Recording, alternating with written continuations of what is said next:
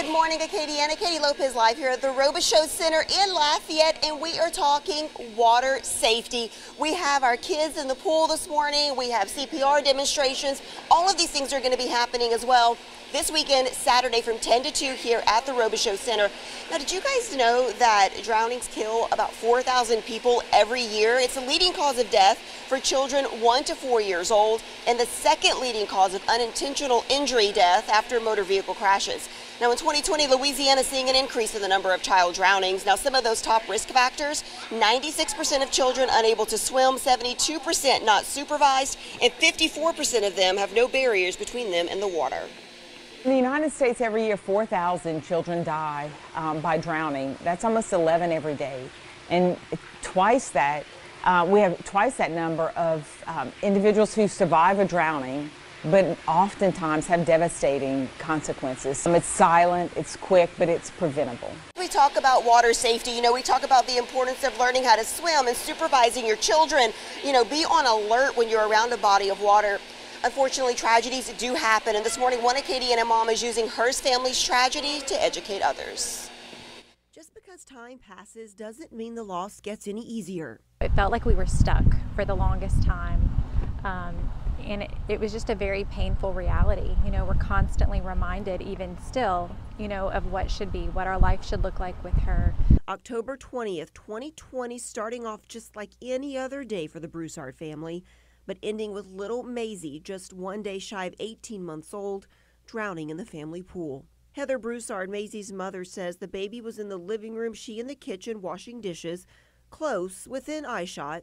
The little girl not old enough to walk and couldn't reach the doorknob, but in that short period of time found another way out: the dog door. Obviously, we would have never imagined this happened to us, and I don't think a lot of people do when something tragic like this happens. You just wouldn't think it could. While this story could have ended here, Heather says it didn't. She and her husband Adam sharing their story to help others. We found our place for our love for her to go through this platform, to find purpose for your pain and something that honors your child and honors your grief. In October, it'll be 3 years since the Broussards lost their sweet Mazie. In that time, they've been able to start Mazie's Mission, a nonprofit helping to educate people on safe swimming. And that's all we wanted from the beginning, is just for other parents to know what we did not. So something as simple as a sign, if that means it's sparking a conversation for parents, just to keep a closer eye on their children when they're around water. We hope that that will be impactful and ultimately save lives in the future. And getting an infant swimming resource instructor for the Acadiana area. We were the only region that didn't have one. So this is something we've believed in, because we do believe it could have saved Mazie's life had she known this skill. And it covers from 6 months up to around 4 years of age. And that's a huge gap in when most children don't know how to swim. That's also part of the highest drowning ratings, is that age group. In Louisiana, ranked 4th in the last few years as far as the highest number of drownings in that age group nationwide. Every day a little better than the last. Heather continuing to keep Mazie's memory alive by helping others along the way. All right, guys, so we do have a few drowning prevention tips for you this morning. The first is having constant supervision. You want to keep your child within arm's reach of you, and always have the water first. Check the water first if you find that your child has gone missing. Fences. Installing fences is a must. It makes it so much harder. It puts a barrier for those children not to get into the water. Remove those temptations. So if there's a party going on and everything's done, take all the pool toys out of the pool, because, they're kids. If they see their favorite floaty in there, they're going to want to go and get it. So make sure you take those out. Add alarms and locks. Okay, if you have alarms on your windows and your doors, you know that someone is leaving out of that door. And if that's the back door leading to the pool, you need to go check it out. Windows as well. And survival swim, teaching crucial skills in the event of an emergency. When we think about being in the water, so if you're at a party, a pool party, kids are swimming, there has to be an adult that's assigned to watch out for all the swimmers in that pool.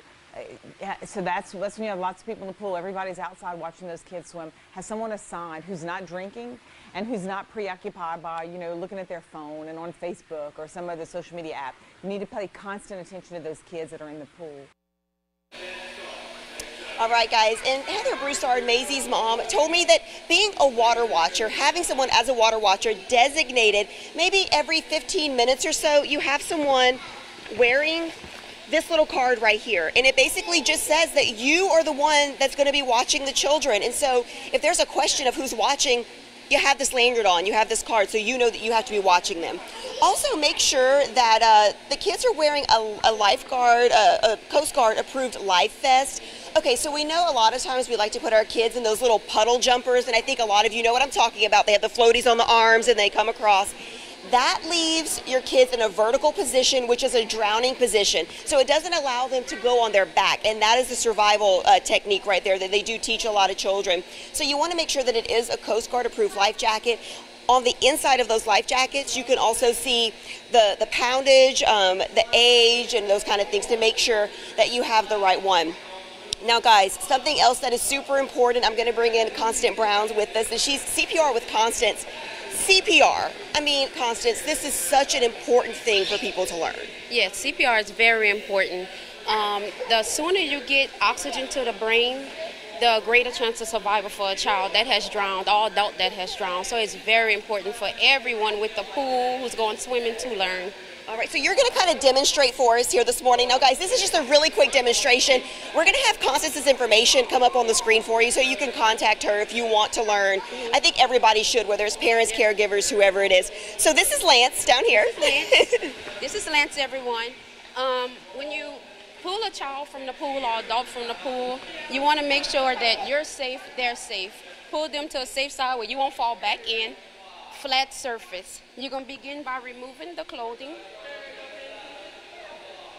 And remember, push hard and push fast. You want to check for breathing. You want to check for a pulse. No breathing, no pulse, start CPR. You want to put your hand down in the middle of the breastbone, and you want to go fast at a rate of 100 to 120 beats per minute.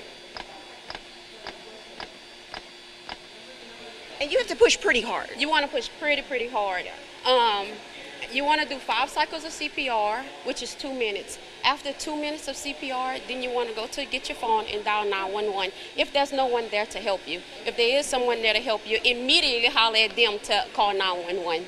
And usually when you start CPR, you have to keep it going, right, until someone gets there. You want no delays in CPR. Once you start, don't stop. But after those 2 minutes, if you wasn't able to reach to get a phone, you can either pick the child and the infant up with you, go in the home, get the phone if you're alone, and, continue CPR inside the house. And what's really good, guys, is to learn CPR not only on adults, but your children as well, because infants are a little bit different. Infants are a little different. Infants are very different. You want to bring them table height.